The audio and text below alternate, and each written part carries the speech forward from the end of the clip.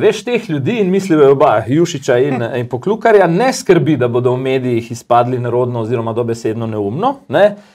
In ne glede na težo razmer so pač sposobni, in to je ta kakovost, ne, pred kamero relativno odsotno, ne glede na to, kaj kdo vpraša, mehansko obračati 2 do 3 tiste izpiljene, ne, najbolj oguljene fraze, medtem ko naj bi bili politiki, ne, ki čutijo tisto pretirano željo po pojasnjevanju, tej vladi v bistvu nevarni. Zakaj? Ker slej ali prej rečejo tudi nekaj, ne, kar kasneje ne morejo več potegniti nazaj, česar ne bi smeli. Ne.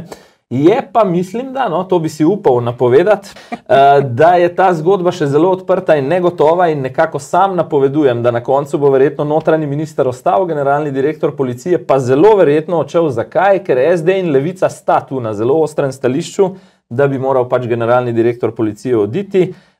Če bo pa Poklukar slučajno trmasto vztrajal v tem slogu, kot smo videli, potem se pa tudi na interpelaciji lahko nepredvidljivo zaplete.